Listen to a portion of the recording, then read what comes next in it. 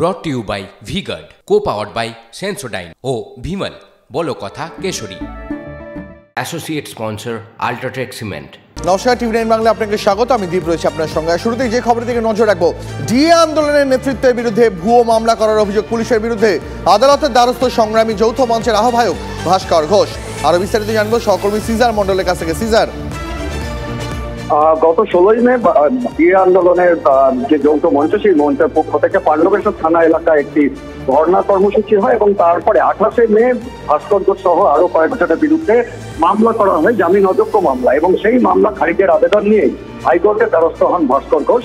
এবং আজকে বিচারপতি অমৃতা সিনহা সেই মামলায় ভাস্কর ঘোষকে আপাতত রক্ষা কবচ দিয়েছেন যে আদালতের নির্দেশ ছাড়া কোনোভাবে পুলিশ তাকে গ্রেফতার করতে পারবে না। পুলিশ তদন্ত করবে, কিন্তু তার বিরুদ্ধে কোনো কড়া পদক্ষেপ নিতে পারবে না। অন্যদিকে যে অভিযোগের ভিত্তিতে তার বিরুদ্ধে জামিন অযোগ্য ধারায় মামলা করা হয়েছিল, সেই মেডিকেল রিপোর্টকেই কার্যত চ্যালেঞ্জ করেছেন ভাস্কর ঘোষের আইনজীবীরা। ভাস্কর ঘোষের আইনজীবী স্পষ্টই জানান যে সেই মেডিকেল রিপোর্ট, সেখানে কিন্তু সেই ধরনের কোনো ইঙ্গিত নেই, অর্থাৎ যার ভিত্তিতে অভিযোগ হয়েছিল সেই ধরনের মেডিকেল রিপোর্টে কোনো ইঙ্গিত নেই। এবং সেই কারণেই বিচারপতি প্রসিকিউশনকে, অর্থাৎ পুলিশকে সেই মেডিকেল রিপোর্ট পরবর্তীতে পেশ করার নির্দেশ দিয়েছেন। সিজার, অনেক ধন্যবাদ। এই ঘটনায় ভাস্কর ঘোষের স্ত্রী তিনি কি জানিয়েছেন এবং কি জানিয়েছেন তার আইনজীবী, শোনাবো। আদালত নির্দেশনামা দিয়েছে এই মুহূর্তে অ্যারেস্ট করবে না, ইনভেস্টিগেশন যেটা চলবে। 28 জুলাই নেক্সট শুনানি। ইন দ্য মিন টাইম যে মেডিকেল রিপোর্টগুলো দিয়েছে সেটা আমাদেরকে সার্ভিস করবে। আমরা যে মেডিকেল রিপোর্টগুলো দিয়েছি সেগুলো আদার সাইডকে আমরা দেবো এবং তারপরে শুনানি হবে। আমি খুশি তো সবই খুশি, কিন্তু একটা জিনিস, বারবার ওনাকে যদি এভাবে কেস দেওয়া হয় এবং বারবার ওনার যে আমাদের যে সংগ্রামী যৌথ মঞ্চের আন্দোলনকে দমিয়ে দেওয়ার চেষ্টা করা হচ্ছে, এটার বিরুদ্ধে আমার তীব্র প্রতিবাদ রইল।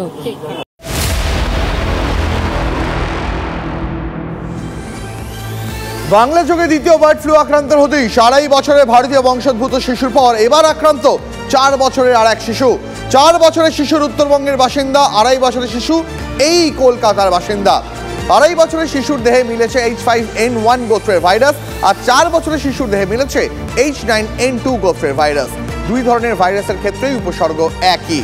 দুই শিশুই আপাতত সুস্থ। বার্ড ফ্লুর উপরে নজরদারি চালাচ্ছে স্বাস্থ্য ভবন।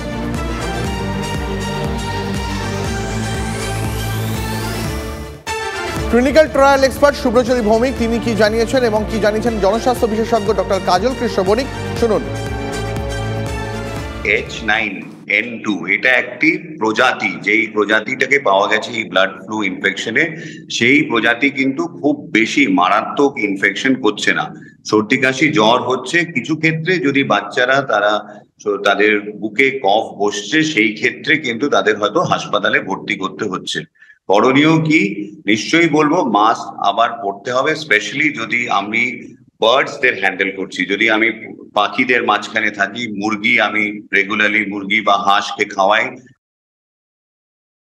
এখনো পর্যন্ত সারা পৃথিবীর নিরিখে এই H5N2 সংক্রমণের ঘটনা গুটি কত।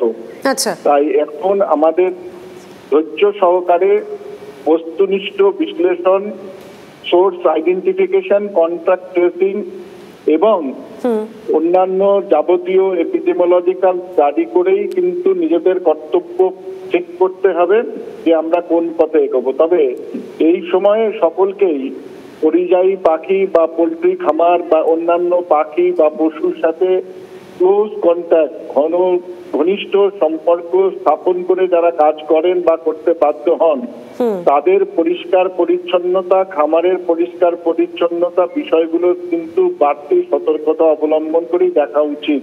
বেশ।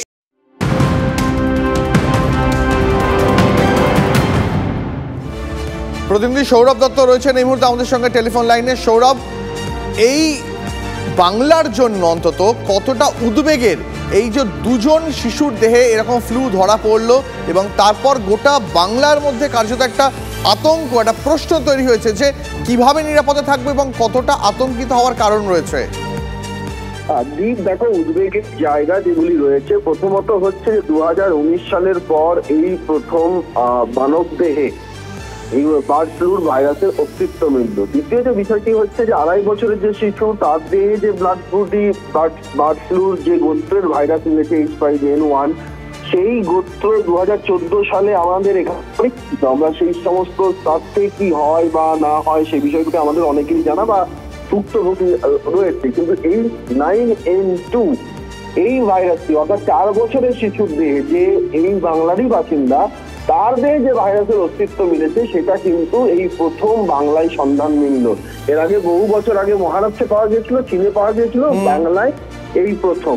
এবং যেহেতু এই 4 বছরের শিশু, সে দীর্ঘদিন হসপিটালাইজ ছিল, জানুয়ারি থেকে মে মাস পর্যন্ত, এবং এখনো সে তার যে ফুসফুস সেটি কিন্তু পুরোপুরি সুস্থ নয়।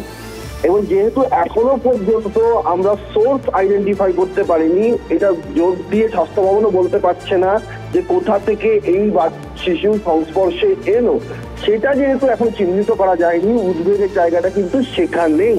এবং সেখান থেকে শিশু রোগ বিশেষজ্ঞরা বলছেন যে আমরা কোভিড কালে যেভাবে হাইজিন মেনটেন করেছি, আমরা বার্ড ফ্লুর ক্ষেত্রে যে ধরনের সতর্কতাগুলো রয়েছে, যেমন হচ্ছে হাফ বয়েল ডিম, আমরা হাফ বয়েল ডিম যাতে না খাই, আমরা যাতে ফুল বয়েল ডিম খাই, মুরগির মাংসটাকে ভালোভাবে সেদ্ধ করে রান্নাটা যাতে পরিপক্ত হয় সেই জায়গাটা নিশ্চিত করা, এবং সর্বোপরি অ্যাভিয়ান যেহেতু ফ্লু, সেহেতু পাখি জাতীয় এই বিষয়গুলি সংস্পর্শে আসার ক্ষেত্রেও আমাদের সাবধানতা অবলম্বন করতে হবে যতক্ষণ না পর্যন্ত সোর্স আইডেন্টিফাই হচ্ছে। সৌরভ, স্বাস্থ্য ভবনের মধ্যে কি তৎপরতা চোখে পড়ছে? স্বাস্থ্য ভবনের তরফে ইতিমধ্যে, যেহেতু এটা মে মাসের ঘটনা, তারপর তারা সেই শিশুটির সঙ্গে কথা বলে তার যারা কন্ট্যাক্ট পার্সন ছিলেন, তাদের যে কন্ট্যাক্ট পার্সনদের সে সমস্ত খোঁজ খবর করা হয়েছে, কিন্তু তাতে খুব একটা কিছু তথ্য, গঠনমূলক কোনো তথ্য উঠে আসেনি। প্রাণী বিকাশ দপ্তরের তরফেও একটা সার্ভেলেন্স চালানো হয়েছিল, সেখান থেকেও তারা কিন্তু এখনো পর্যন্ত নিশ্চিত করতে পারেননি যে ঠিক এই কারণে এই শিশু আক্রান্ত হলো। কাজ চলছে, নজরদারি রয়েছে, কিন্তু যেহেতু এখনো তার কোনো সদুত্তর উঠে আসেনি বা গঠনমূলক কোনো উত্তর উঠে আসেনি, সেই জন্যই সতর্কতা অবলম্বন করে চলা, সেটাই পরামর্শ দিচ্ছে রাজ্য স্বাস্থ্য দপ্তরও। ঠিক সৌরভ, আপাতত তোমাকে ধন্যবাদ।